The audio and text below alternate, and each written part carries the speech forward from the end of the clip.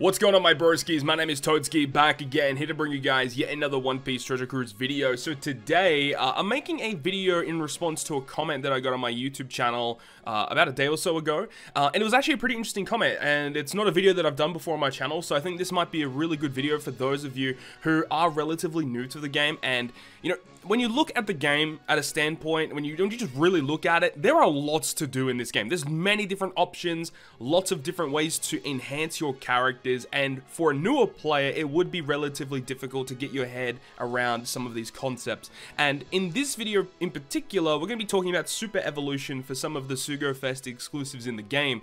So, as you can see here, we're on Tier Maker once again because it's just an easier way just to determine which are the better of, you know, the units in this list here.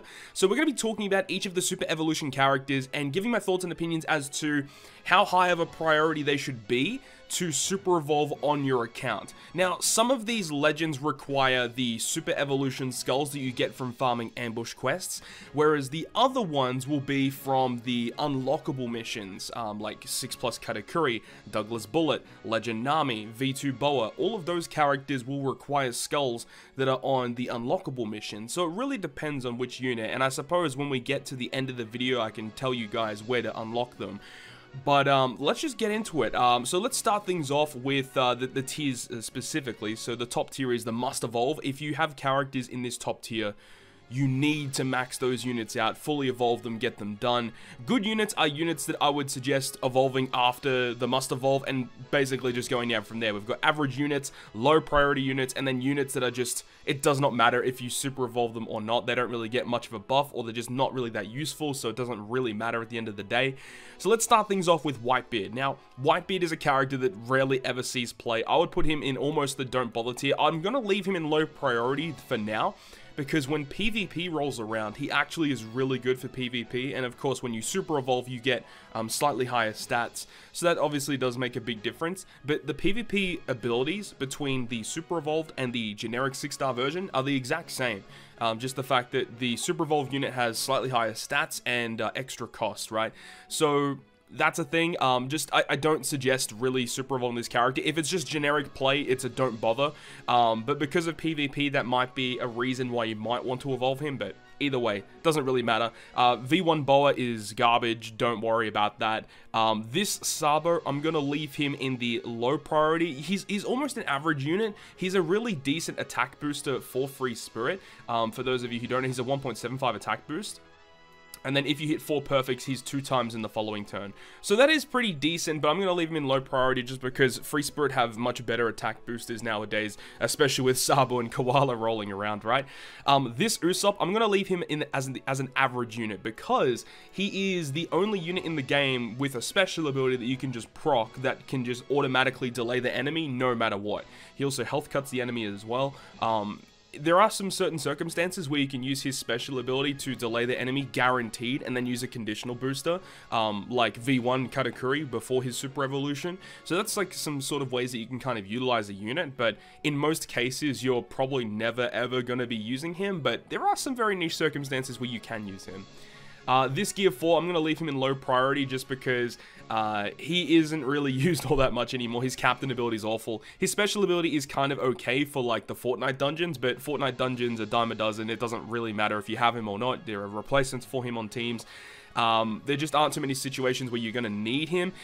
When you super evolve this unit, so this side Gear 4, his support effect is actually really good, but overall, I don't really recommend, you know, using the very valuable skulls, especially if you're early or mid-game, on this character when there's so many other better units you could choose.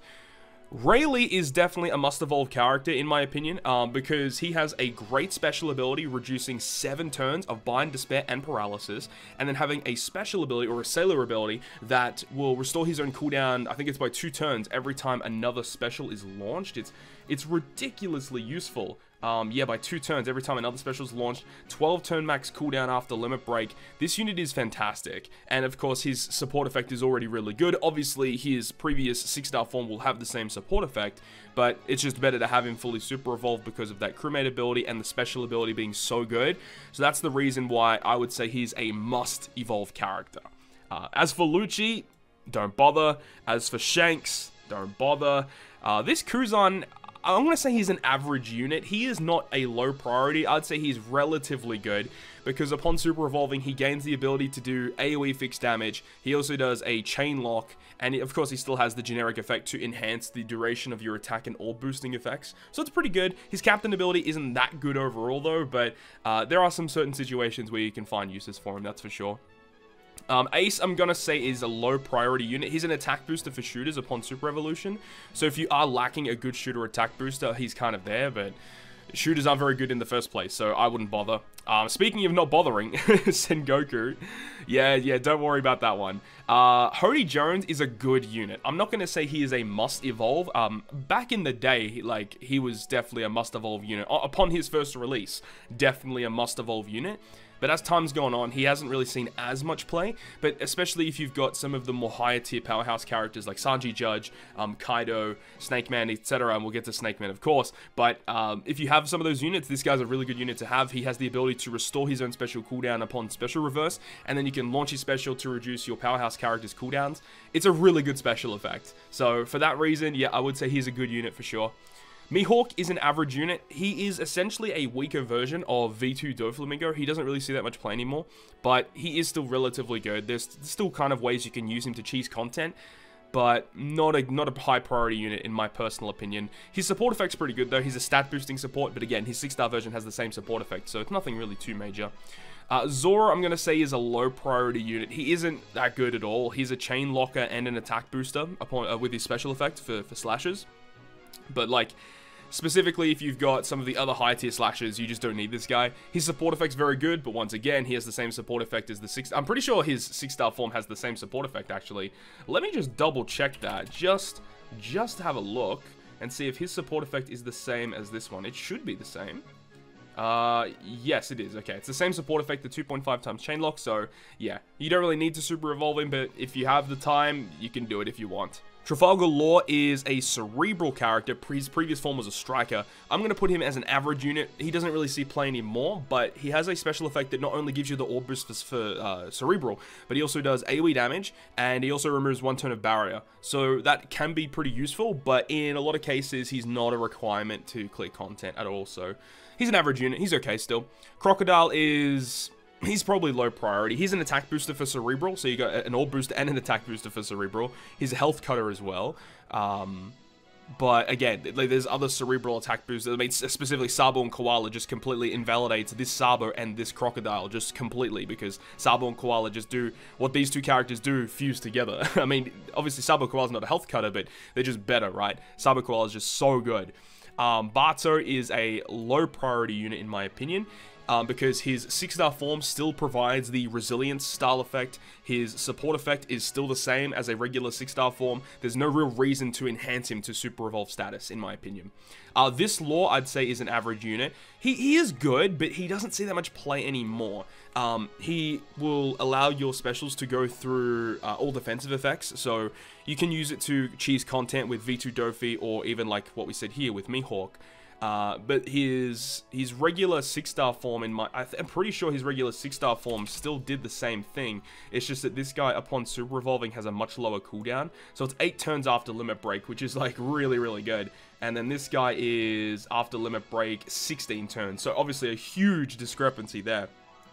But, it makes all your specials go through all defensive effects, which is still the same. It's still the same, it's just much lower cooldown with this particular variation of the Law character. So it's up to you at the end of the day. If you have the spare Super Evolution Skull, I probably would do it because it is pretty good, but it's not a requirement to do. This guy, don't bother with him. Buggy, I'm also going to put in don't bother because, like, yes, his captain ability does get slightly upgraded. At least I'm pretty sure it does. I'm almost certain it does. His special ability does get slightly changed as well. But Buggy does not need to be super evolved in order to clear content. Like, that's just, it's not a requirement. Yeah, he's 1.5. I think he's 1.75 when he's super evolved. Yeah, so it's, yeah, it is buffed, a buffed version, but no, just don't bother. Jinbei is a must super evolve though. He gets so much better upon super evolving. Like, he's aged so well. I mean, so is Rayleigh. Rayleigh being an older unit than Jinbei, but Jinbei is so good. I use him so often, right? So the thing about Jinbei is, previously, before his super evolution, he just did damage and changed fighter character slots into matching. So what they've done now is that they've kept that, but he also reduces 5 turns of Rainbow Shield and Blue Shield. So he has amazing utility. I think his cooldown gets slightly reduced as well. He has a Sailor effect, which can restore special rewind on himself, which his obviously 6-star version had that, but upon super evolving, the fact he has that plus utility, yeah, this is hard to replace on a lot of teams. So for sure, Jinbei is a must super evolve character in my opinion. Judge is a good character. So his previous version to Judge was an orb booster and a chain or a chain remover. This guy now is an attack booster for Driven, Powerhouse, and Fighter 2 times for 1 turn, and also gives you the effect of damage reduction for 2 turns. He's really good. Judge is just a generically good unit, but I don't know if it's a high priority unit. This is one of those characters that does require super evolution skulls from the unlockable missions, not from ambush quests. So he is a little bit more difficult in my opinion to super evolve, because you do need the specific Judge skulls, which are relatively hard to drop, but he is relatively good, I would say. He can be chucked on a lot of different teams just to give you an attack boost, which is good. Magellan, I'm going to say is an average unit, just because there aren't too many situations where you're going to be, you know, focusing on Magellan to clear that content for you. His 6-star version still does a very similar thing. It's just that the Super Evolved version has a slightly higher Toxic and has a little bit more healing because your stats are higher. And also his Captain effect is upgraded, but you're not really using Magellan as a Captain most of the time. I just personally cannot really recommend Magellan as a Super Evolution unit when there's other characters like this, right? But then we're moving on to Corazon. Of course, he is a must Super Evolve character. His special ability gets so much better upon Super Evolution. He removes like a bunch of different debuffs, right? Like he removes like attack down and I think he removes some of the chain debuffs as well, right? Yeah, chain multiply limit and chain coefficient reduction, paralysis, bind, despair. This unit is very good, considering that his pre-Super Evolved character, I think it was just Bind Despair. Yeah, Bind and Despair by 3 turns. So then they added like a bunch of different debuffs, attack down, paralysis, and the chain debuffs. Bro, yeah, this is a must Super Evolved character for sure. Of course, he has one of those really good support effects. He's amazing. You need to Super Evolve him if you have him. NL I'm going to put as an average unit. He is another character that does require super evolution skulls from an unlockable quest. And when he first released, he was one of the best units in the game, just because you could kind of speed his auto healing or speed his over healing to just spam out 5 million damage specials, which was pretty cool, and partnered really well with this lore so that you could enable your NL specials to bypass all defensive effects. But as time has gone on, he has gotten considerably weaker, as bosses now just have over 10 million HP, which makes his specific special not as useful anymore. So for that reason, I'm going to leave him in the average unit. As time goes on, he's just going to be falling more and more down, so I wouldn't focus on NL too much anymore. Sanji is another one of those units that requires from a from one of the unlockable quests. The Sanji's very good. I'm going to say he's a good unit, actually. I was going to leave him as an average unit, but he actually is a pretty good unit. Basically, any content that is Psy, that Sanji is just going to decimate, so yeah, Sanji's good. He's a good unit. I don't really have much else to say about him. He's basically just a buffed version of his original form, so he's good, but I wouldn't say he's a must-evolve character, that's for sure. Frankie is, again, very similar to Sanji in the fact that he is just a buffed version of the original form. The thing about Frankie is he's not really a considerable buff compared to his original form. It's only a very, very slight increase. His special ability did get slightly changed as well. I think if there's 4 or more enemies on the field, it's a 2.25 times attack boost instead. So that's pretty cool, but he's just not good enough, in my opinion. There's just so many other better characters that I would focus Super Evolution skulls on. But again, it's from an unlockable quest, so it is a little bit easier to find the skulls for him specifically compared to the ambush ones where you specifically need to find the right color. But I can't really suggest farming, you know, his skulls over someone like Hody Jones. Like, I do think that Hody Jones is so much better than these ones specifically, but you know, it is what it is. I don't think they're average units though either. Cavendish is a low priority unit. He's not really that good. He's just a buffed version of his original form. His original form was barely used in the first place. His Super Evolution unit is barely used in the first place. I can't really suggest super evolving the Cavendish.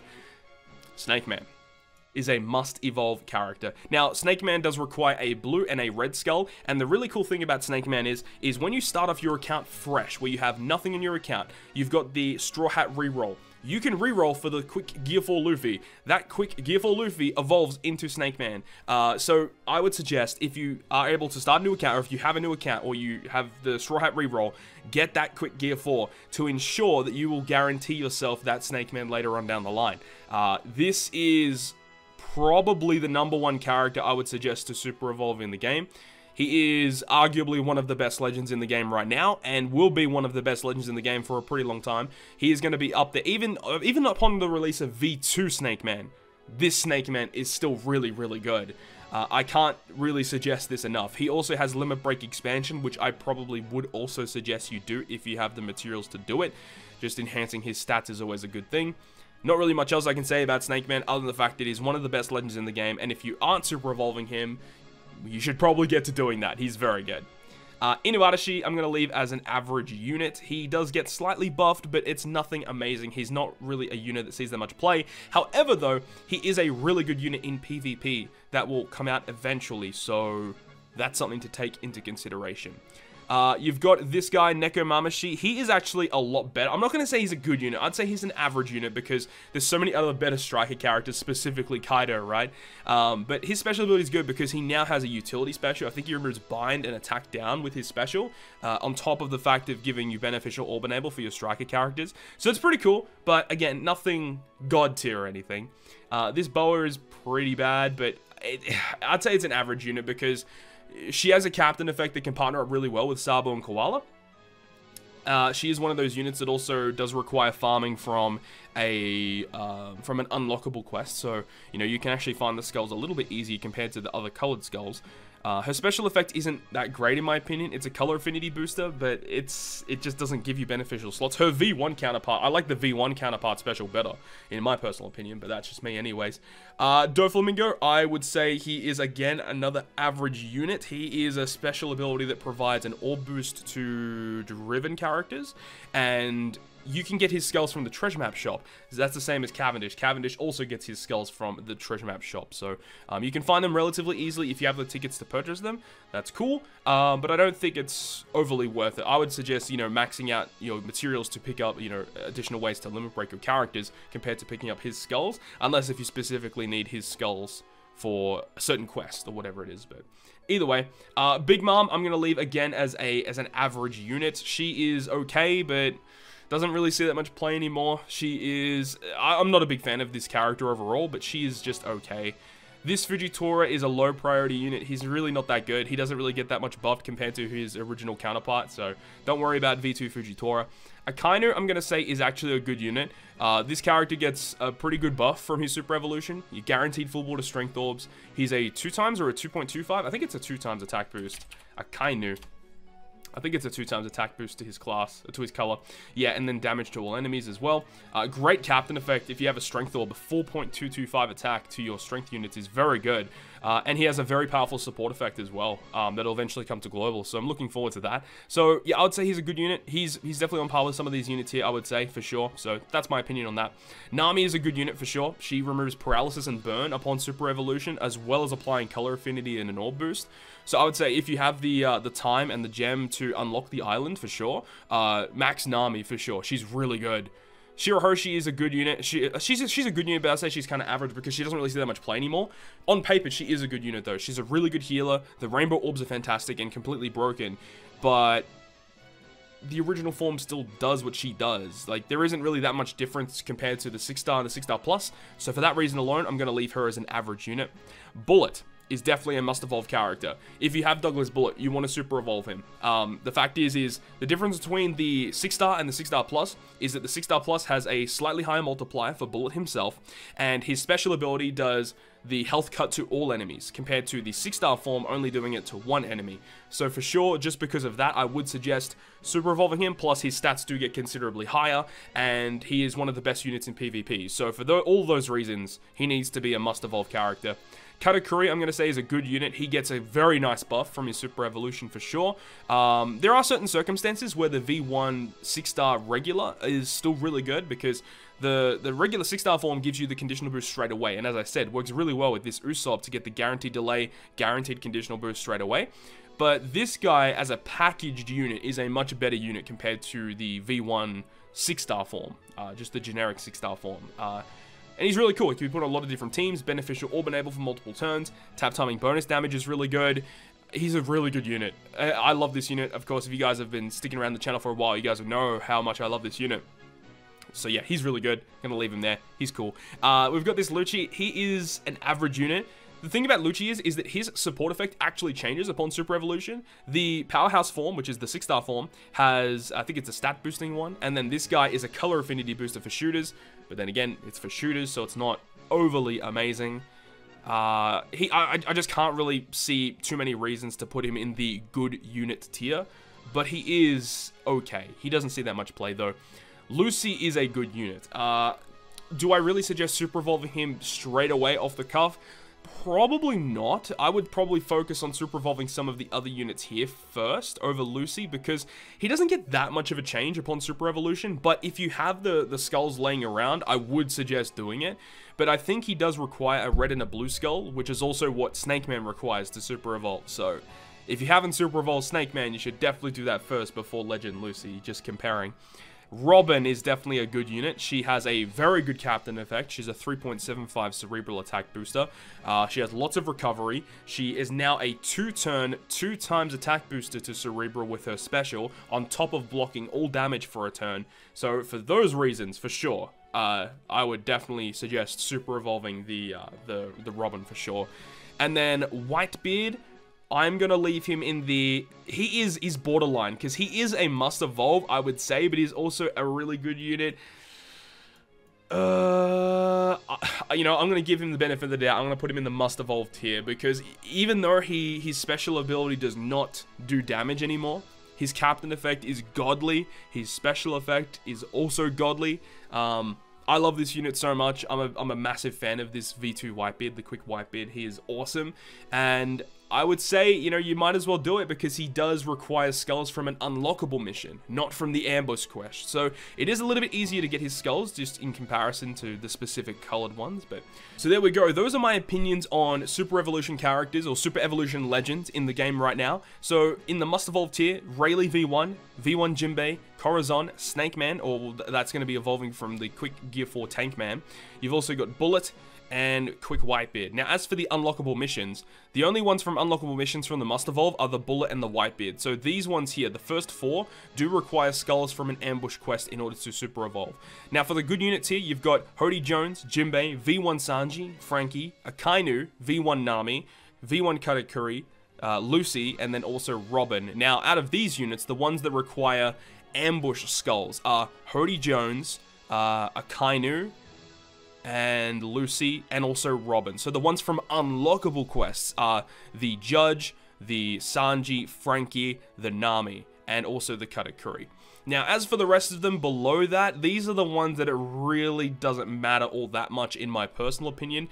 Like, there isn't really too many situations where you're dedicated, you're going to need one of these particular units in order to clear it. Of course, there's always going to be content where these units are going to be, you know, relatively good to have, but in my personal view, the ones in the top 2 tiers are the ones that see the most play. So for those reasons, that's why I do that. But honestly, you should try and super evolve as many SugoFest exclusives as you possibly can. But I would definitely focus on those first 2 tiers of characters. Ensure that those characters get super evolved, and then focus on the lower tiers following that. So anyways, that's going to be my thoughts and opinions on that. Hopefully you guys enjoyed the video today. Hopefully you guys learned something. And if you want to stay up to date with all the content that I post, including more One Piece Treasure Cruise content, make sure to hit the subscribe button down below. Make sure to go do that because we're really close to 50,000 subscribers here on YouTube, so that is crazy to me. So thank you so much for the continued support, guys. I do truly appreciate it, and hopefully you guys enjoyed it. So hopefully I'll see you guys within the next video.